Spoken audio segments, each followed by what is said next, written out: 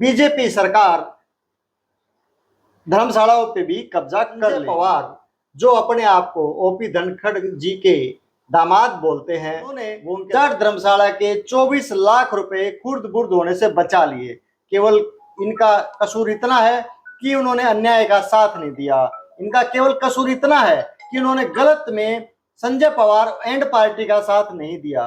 इनका केवल कसूर इतना है कि ये सच्चे और ईमानदार थे, और इनका कसूर केवल इतना है कि वो ईमानदार से अपनी वजीर सिंह सहारण जी, संजय पवार थे उसके सचिव, और सुरेंद्र रेड्डू उस टाइम उनके कैशियर थे।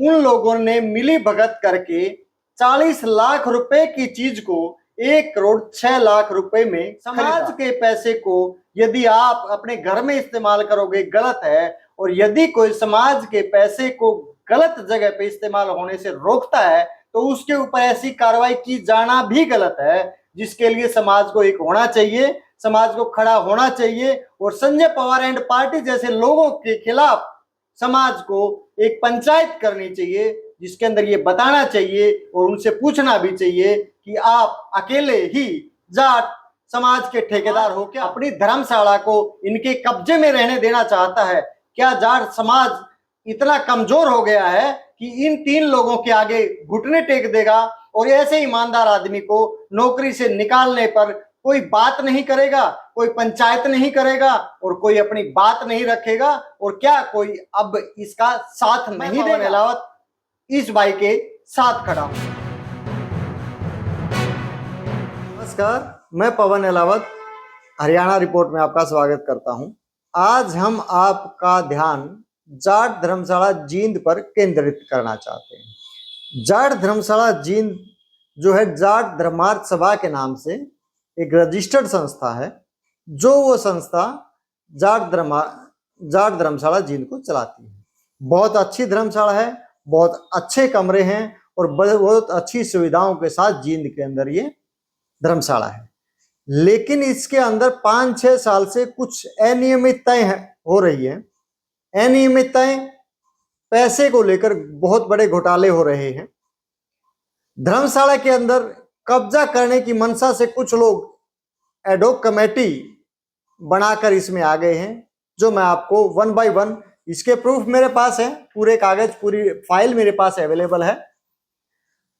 इसके अंदर यदि मैं आपको बताता हूं 1 बाय 1 करके, सबसे पहले मैं आपको बताता हूं कि जाट धर्मार्थ सभा के अंदर कम से कम 60 लाख रुपए का घोटाला पीछे की कमेटी ने किया, जिस कमेटी के अंदर वजीर सहारण जी प्रधान थे, संजय पवार सचिव और सुरेंद्र रेड्डू कैशियर थे।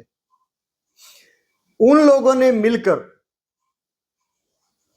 40 लाख रुपए के अंदाजन की जमीन को 1 करोड़ 6 लाख रुपए में खरीदा, जिसपे मंशा साफ तौर से दिखाई देती है कि वह जमीन ज्यादा रुपए में खरीदी गई। उसका सीधा सीधा फायदा किसे हुआ?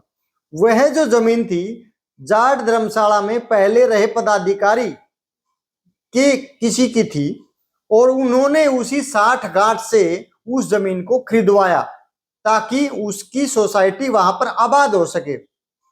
आज तक भी संस्था के नाम जो जमीन करवाई गई है उसका कब्जा नहीं मिला है। उस पर कष्टकारी जो कर रहा है वही इंसान आज भी कर रहा है। आज तक भी उस जमीन का इंतकाल संस्था के नाम नहीं हुआ है। और मैं पूछना चाहता हूं उन प्रधानों से कि क्या जरूरत थी 1 करोड़ 6 लाख रुपए उस बंजर भूमि में लगाने की, जबकि नए बस स्टैंड के पास 80 लाख रुपए में आपको 1 किला मिल रहा था। आपने 2000 गज जमीन 1 करोड़ और 6 लाख में क्यों खरीदी? आपके द्वारा बगैर प्रस्ताव पास किए, बगैर आम सभा में प्रस्ताव लेके आए, उस जमीन को क्यों खरीदा, या कैसे, किस पावर से आपने उस जमीन को खरीदा? दूसरा जो क्वेश्चन उठता है, जाट धर्मशाला के नाम पर वो जब जमीन खरीदी गई उस समय कोई भी कमेटी अस्तित्व में नहीं थी। 30 तारीख को कार्यकाल खत्म होता है और उससे 3 दिन के बाद रजिस्ट्री करवाई जाती है, जबकि कोई भी उस टाइम प्रधान या कार्यकारिणी कार्यकारिणी किसी भी सूरत में नहीं थी, जो कि लीगली तौर पे सही नहीं है। दूसरा जोल, प्रस्ताव क्यों नहीं पास करवाया गया, क्यों नहीं आम सभा की बैठक में इस बात को रखा गया? ऐसी क्या जरूरत आ पड़ी थी कि जमीन उसी टाइम खरीदनी जरूरी हो गई थी? किन लोगों की मंशा थी उस पैसे को खुर्द बुर्द करने की? उनके अंदर वह संजय पवार भी था। आज हम संजय पवार का जिक्र क्यों कर रहे हैं, उसका कारण यह है कि वही संजय पवार एडॉक कमेटी का मेंबर है, और वह संजय पवार बीजेपी के ओपी धनखड़ जी का दामाद भी है, जिसको यह कहा जा रहा है कि जाट धर्मशाला जींद पर बीजेपी का कब्जा हो गया है। बीजेपी का कब्जा कैसे माना जा रहा है? क्योंकि मैंने जो रिलेशन आपको बताया वो सीधम सीध बीजेपी की तरफ इशारा करता है। जाटों की संस्था जाट धर्मार्थ सभा, जाट धर्मशाला, वो किसी एक पार्टी की नहीं है और किसी एक व्यक्ति की भी नहीं है। जो कोई 2 या 3 व्यक्ति यदि कहें कि हमारी संस्था है और हम ही इसके ऊपर काबिज हैं, वो गलत है। इस समाज का हर व्यक्ति उसका मेंबर है और उस पे डेडिकेटेड है और सबका बराबर का अधिकार है। यदि समाज से बगैर पूछे कोई काम किया जाएगा तो वह गलत है, और बगैर कार्रवाई किए, बगैर रूलों को फॉलो किए यदि कोई जमीन खरीदी जाएगी तो वह भी शक के दायरे में आती है। अब नया मुद्दा क्या है कि एडॉक कमेटी बनाई गई गवर्नमेंट के द्वारा, जिसके अंदर संजय पवार जी, एक मलिक साहब और एक अन्य को उसके अंदर शामिल किया गया।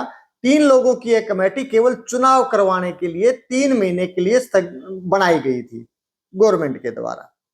इसके अंदर सबसे पहले शक के दायरे में घेरे में इसीलिए आ जाते हैं क्योंकि वही एक ही तरह की लोगों को उस कमेटी में शामिल किया गया, जबकि अन्य जो समाज के लोगों को उसके अंदर तवज्जो नहीं दी गई। उसमें कोई इशू भी नहीं है। यदि इनकी मंशा सही होती तो ये अब तक चुनाव की प्रक्रिया कर रहे होते, लेकिन ये चुनाव की प्रक्रिया नहीं कर रहे, ये एम्प्लॉइज को हटाने की प्रक्रिया कर रहे हैं। और एम्प्लॉय को क्यों हटा रहे हैं? क्योंकि ये उनके घोटालों में उनका साथ नहीं दे रहे। इन्होंने एक स्टैच्यू निर्माण कमेटी का निर्माण किया जबकि इनके पास कोई राइट नहीं था। उसको डीआईसी ने वीडियो कॉन्फ्रेंस के माध्यम से इनको लताड़ लगाते हुए उस कमेटी को खारिज कर दिया कि वो इलीगली तौर पे गठित की गई है। इनको उसका दर्द था कि उन्होंने मैनेजर के ऊपर कार्रवाई करते हुए मैनेजर को अनाब शनाब आनन फानन में इल्जाम लगा के उसे बाहर कर दिया। वो बड़े दुखी हैं। उनके ऊपर अनाब शनाब इल्जाम लगाकर उन्हें बदनाम किया जा रहा है। जाट समाज आज भी यदि इकट्ठा नहीं होता है तो जाट धर्मार्थ सभा, जाट धर्मशाला जींद के ऊपर बीजेपी का कब्जा लाजमी है, क्योंकि ये सभी लोग एक पार्टी से संबंध रखते हैं और अनाब शनाब कार्य कर रहे हैं। चुनाव करवाने की इनकी कोई मंशा नहीं है। 2 महीने से ज्यादा का वक्त निकल चुका है, जबकि डीआईसी ने साफ आदेश दिए थे कि आप चुनाव के अलावा कुछ नहीं कर सकते, और एक पत्र भी जारी किया था कि आप किसी भी एम्प्लॉय को नहीं निकाल सकते। उसके बावजूद एम्प्लॉय को निकाल दिया, चुनाव की कोई कार्य कर नहीं रहे हैं। और पीछे इनका जो इतिहास है वो घोटालों का इतिहास रहा है, जिसमें संजय पवार जी का नाम भी उस घोटाले में आता है, जब 1 करोड़ 6 लाख की जमीन खरीदी गई, जिसकी वैल्यू, मार्केट वैल्यू उस समय 40 लाख रुपए थी।